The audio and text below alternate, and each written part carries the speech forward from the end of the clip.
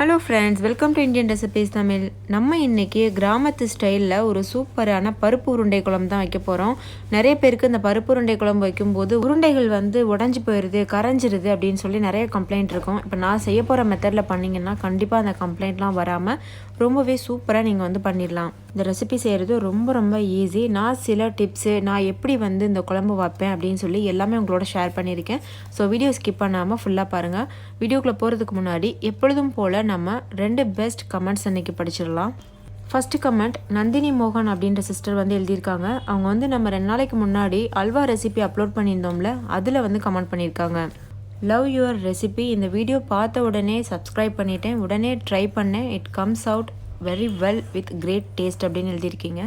ரொம்ப ரொம்ப thanks sister. உங்களுக்கு நீங்கள் பார்த்ததும் ட்ரை பண்ணதுக்கும் உங்களுடைய எக்ஸ்பீரியன்ஸை ஷேர் பண்ணதுக்கும் ரொம்ப ரொம்ப ஹாப்பியாக இருக்குது எனக்கு. 2வது கமெண்ட் ஈஸ்வரி அப்படின்ற சிஸ்டர் எழுதியிருக்காங்க. அவங்க நம்ம கோதுமை மாவு வச்சு ஒரு ஸ்வீட் ரெசிபி அப்லோட் பண்ணியிருந்தோம்ல, அதில் கமெண்ட் பண்ணியிருக்காங்க. Thank you for your recipe, for your awesome recipe. I tried it very easy. It looked like a kaju katli. Its taste also kaju katli. I share my friends to request try this recipe. Thank you so much அக்கா அப்படின்னு சொல்லி எழுதியிருக்கீங்க. உங்கள் comment படித்ததும் எனக்கு ரொம்ப ஹாப்பியாக இருந்தது. Try பண்ணிவிட்டு உங்களோட எக்ஸ்பீரியன்ஸையும் ஷேர் பண்ணியிருக்கீங்க. ரொம்ப ரொம்ப நன்றி சிஸ்டர். ஃப்ரெண்ட்ஸ், இந்த 2 ரெசிபியும் நீங்களும் ட்ரை பண்ணி பாருங்கள். இந்த 2 வீடியோவுடைய லிங்க்கும் இந்த வீடியோக்கு கீழே இருக்க டிஸ்கிரிப்ஷன் பாக்ஸில் தரேன். நீங்கள் போய்ட்டு செக் பண்ணி நீங்களும் பாருங்கள். இப்போ வாங்க இந்த உருண்டை குழம்பு எப்படி செய்கிறதுன்னு பார்த்துடலாம். முதல்ல ஒரு மிக்சி ஜார் எடுத்துக்கோங்க. அதில் 5-6 வரமிளகாய் சேர்த்துக்கோங்க. நீங்கள் காஷ்மீரி ரெட் சில்லி கூட சேர்த்துக்கிறலாம். அதுக்கப்புறமா ஒரு 4 பூண்டு சேர்த்துக்கோங்க. 1 ஸ்பூன் அளவு சோம்பு சேர்த்துக்கோங்க. ஒரு கொத்து கருவேப்பிலை சேர்த்துக்கோங்க. இது எல்லாத்தையும் சேர்த்து தண்ணி சேர்க்காமல் கொரப்பாக அரைச்சி எடுத்துக்கோங்க. அடுத்து நான் 1 கப் அளவு துவரம் பருப்பு எடுத்து நல்லா தண்ணியில் ஒரு 1 மணி நேரம் ஊற வச்சுருக்கேன். நீங்கள் கடலைப்பருப்பில் கூட செய்யலாம். இப்போ இந்த 1 மணி நேரம் ஊற வச்ச துவரம் பருப்பை தண்ணியெலாம் நல்லா வடிச்சிட்டு இந்த மிக்சி ஜாரில் சேர்த்துக்கிறலாம். கொஞ்சம் கூட தண்ணி இருக்கக்கூடாது ஃப்ரெண்ட்ஸ். தண்ணி இருந்தது அப்படின்னா நம்ம குழம்புல உருண்டைகளை போடும்போது அது உடையிறதுக்கு வாய்ப்பு இருக்குது. அதனால் தண்ணி இல்லாமல் சுத்தமாக இருத்துட்டு இந்த மிக்சி ஜாரில் போட்டுக்கோங்க. மிக்சி ஜாரில் சேர்த்துட்டு தண்ணி ஊற்றாமல் முடிஞ்ச அளவுக்கு நைஸாக அரைச்சிட்டு வந்துடுங்க. பாருங்கள், நான் முடிஞ்ச அளவு நைஸாக அரைச்சிட்டேன். இந்த மாதிரி இருக்குது பாருங்கள் கன்சிஸ்டன்சி. கொஞ்சம் கூட தண்ணி இல்லை, இந்த மாதிரி தான் இருக்கணும்.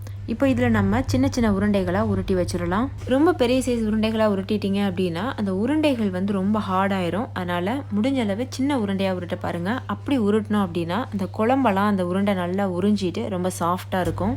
நான் ரொம்ப சிம்பிளாக பண்ணுறதுனால இதே போல் நான் உருட்டிடுறேன். உங்களுக்கு இன்னும் டேஸ்ட் நல்லா ரிச்சாக கிடைக்கணும் அப்படின்னா ஒரு 2 டேபிள் ஸ்பூன் அளவுக்கு பொடியாக நறுக்கின தேங்காய் சில் குட்டி குட்டியாக இருக்கும்ல, தேங்காய் பல் மாதிரி, அந்த மாதிரி நறுக்கிட்டு இது கூட சேர்த்துக்கோங்க. கூடவே ஒரு சின்ன சைஸ் வெங்காயத்தை பொடியாக நறுக்கி சேர்த்துட்டு நல்லா அந்த மாவை பிசைஞ்சிட்டு அதுக்கப்புறம் உருண்டை பிடிங்க. ரொம்பவே சுவையாக இருக்கும். அந்த டேஸ்ட் கொஞ்சம் வித்தியாசமாகவும் இருக்கும். பாருங்கள், அந்த மாதிரி நான் உருண்டை பிடிச்சி வச்சுட்டேன். இது ஒரு ஓரமாக இருக்கட்டும். நான் 1 உருண்டை அளவுக்கு மாவு, அதாவது ரொம்ப ஒரு சின்ன உருண்டை அளவு மாவு மட்டும் இந்த மிக்சி ஜாரில் போட்டு வச்சுருக்கேன். இதில் 1 டம்ளர் அளவு தண்ணி ஊற்றி நல்லா நைஸாக அரைச்சி ஒரு பவுலில் வச்சுக்கோங்க. இது நம்ம குழம்பை திக்காக்குறதுக்காக யூஸ் பண்ண போகிறோம். டேஸ்ட்டும் ரொம்ப நல்லாயிருக்கும். ஸோ இதை தனியாக அரைச்சி வச்சுக்கிறலாம். இப்போ ஒரு கடாயை சூடுபடுத்திக்கோங்க. சூடுபடுத்திட்டு 2 ஸ்பூன் அளவு நல்லெண்ணெய் இல்லைனா கடலெண்ணெய் சேர்த்துக்கோங்க. எண்ணெய் நல்லா சூடானதும் அது கூட கொஞ்சம் போல் கடுகு உளுத்தம்பருப்பு ஒரு 1/4 ஸ்பூன் அளவு சேர்த்துக்கோங்க.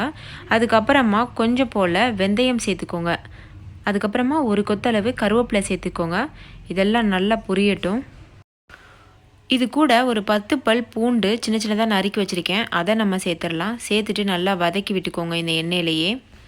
அதுக்கப்புறம் ஒரு பெரிய சைஸ் வெங்காயத்தை பொடியாக நறுக்கி அதையும் சேர்த்துருங்க. சேர்த்துட்டு இதையும் நல்லா வதக்கிக்கோங்க. இந்த எண்ணெயிலேயே இந்த பூண்டும் வெங்காயமும் நல்லா வதங்கிடணும், முழுசாக வதங்கிடணும். அதுக்கப்புறமா தான் நம்ம தக்காளி சேர்க்கணும். இப்போது நல்லா வதங்கிருச்சு. இதில் நான் 2 பெரிய சைஸ் தக்காளி பொடியாக நறுக்கி சேர்த்துக்கிறேன். சேர்த்துட்டு இதையும் நல்லா வதக்கிக்கோங்க. இது நல்லா ஒரு தொக்கு பதத்துக்கு வர்றது வரைக்கும் நல்லா வதக்கி விட்டுக்கோங்க. லோ ஃப்ளேம்லேயே வச்சு வதக்கிக்கோங்க. சீக்கிரம் வதங்கணும் அப்படின்றதுக்காக கொஞ்சம் போல் உப்பு சேர்த்து வதக்கிக்கோங்க. பாருங்கள், இப்போ உப்பு சேர்த்ததுக்கப்புறமா சீக்கிரம் சட்டுன்னு இது வதங்கிடும். இந்த மாதிரி கிளந்து விட்டுட்டு அப்படியே விட்டுருங்க லோ ஃப்ளேமில். நல்லது ஒரு தொக்கு பதத்துக்கு வரட்டும். இப்போ பார்த்தீங்கன்னா தெரியும், இது நல்லா வதங்கிருச்சு. ஒரு தொக்கு கன்சிஸ்டன்சியில் இருக்குது. நல்லா பேஸ்ட் மாதிரி ஆயிடுச்சு பாருங்கள். இந்த டைமில் நம்ம இது கூட மசாலா பொருட்கள் சேர்த்துடலாம். 1 ஸ்பூன் மிளகாத்தூள் சேர்த்துக்கோங்க. 1.5 ஸ்பூன் மல்லித்தூள் சேர்த்துக்கோங்க. ஒரு 1/4 ஸ்பூன் அளவுக்கு மஞ்சள் தூள் சேர்த்துக்கோங்க. தேவைக்கேற்ப உப்பு சேர்த்துக்கோங்க. சேர்த்துட்டு நல்லா மிக்ஸ் பண்ணி விட்டுக்கோங்க. இப்போ இது கூட புளி கரைசல் சேர்த்துடலாம். நான் வந்து ஒரு சின்ன நெல்லிக்காய் சைஸ் அளவு புளி எடுத்து நல்லா கரைச்சிட்டு அதை வடிகட்டி வச்சுருக்கேன். அதை இப்போது சேர்த்துருக்கேன். சேர்த்துட்டு இதையும் நல்லா கலந்து விட்டுக்கோங்க. இப்போ இது கூட நம்ம மிக்ஸி ஜாரில் கொஞ்சம் தண்ணி ஊற்றி அடித்து வச்சுருந்தோம்ல, அதை சேர்த்துடலாம். இது சேர்க்குறதுனால நல்லா வந்து குழம்பு கெட்டியாக கிடைக்கும். இது சேர்க்கலைனாலும் பரவாயில்ல, ஒன்றும் பிரச்சனை இல்லை. உங்களுக்கு தண்ணியாக இருக்கணும் குழம்பு அப்படின்னா இது சேர்க்காதீங்க. நல்லா கெட்டியாக கொழப்பாக இருக்கணும்னா இது சேர்த்துக்கோங்க. டேஸ்ட்டும் ரொம்ப சுவையாக இருக்கும். இப்போ இதை நல்லா மிக்ஸ் பண்ணி விட்டுறலாம். இப்போ ஒரு 1/2 டம்ளர் அளவு தண்ணி சேர்த்துட்டு நல்லா மிக்ஸ் பண்ணிக்கோங்க. மிக்ஸ் பண்ணிவிட்டு மூடி போட்டு மூடி குழம்புல எண்ணெய் பிரிஞ்சு வர்றது வரைக்கும் வேக வச்சு எடுத்துக்கோங்க. ஒரு 10 நிமிஷத்துக்கு அப்புறமா உருண்டைகளை இது போல் சேர்த்துக்கோங்க. சாரி ஃப்ரெண்ட்ஸ், நான் வந்து இதை வந்து ஷூட் பண்ண மறந்துட்டேன். உருண்டைகளை போட்டதுக்கப்புறம் தான் ஞாபகத்துக்கு வந்துச்சு. இப்போ நம்ம மூடி போட்டு மூடி வச்சுட்டு இந்த உருண்டைகளை வேக விட்டுறலாம். இப்போ பாருங்கள், உருண்டைகள் நல்லா வெந்துருச்சு. ஒரு 5 நிமிஷத்துலேயே இது நல்லா வெந்துடும். பாருங்கள் எவ்வளோ சூப்பராக வெந்திருக்குன்னு. நீங்கள் வந்து பிகினர்ஸாக இருக்கீங்க, உருண்டை வந்து போட்டதும் உடஞ்சிருமோன்னு பயமாக இருக்குது அப்படின்னா இட்லி தட்டில் வச்சு ஒரு நிமிஷத்துக்கு மட்டும் இட்லியை வேக வைக்கிற மாதிரி இந்த உருண்டைகளை வேக வச்சுட்டு நீங்கள் சேர்த்திங்கன்னா உருண்டைகள் உடைஞ்சிரும் அப்படின்ற பயமே உங்களுக்கு இருக்காது. இப்போ இந்த சமயத்தில் கடைசியாக ஒரு 1/2 கப் அளவு தேங்காய் பால் சேர்த்துட்டு இது நல்லா மிக்ஸ் பண்ணி விட்டுக்கோங்க. தேங்காய் பால் முற்றிலும் ஆப்ஷனல் தான். உங்களுக்கு விருப்பம் இருந்துச்சு அப்படின்னா நீங்கள் சேர்த்துக்கோங்க. இல்லை அப்படின்னா அதை வந்து ஸ்கிப் பண்ணிவிட்டு நீங்கள் வந்து அப்படியே கூட சர்வ் பண்ணலாம். நான் தேங்காய் பால் சேர்த்துட்டு ஒரு நிமிஷத்துக்கு மட்டும் வேக வச்சுட்டு அதுக்கப்புறமா சுட சுட சர்வ் பண்ணிடுங்க. அவ்வளோதான் ஃப்ரெண்ட்ஸ், நம்மளுடைய சுவையான கிராமத்து பருப்பு உருண்டை குழம்பு ரொம்பவே அருமையாக தயாராகிடுச்சு. இதை ஒயிட் ரைஸ் கூட வச்சு சாப்பிட்டா ரொம்பவே சுவையாக இருக்கும்.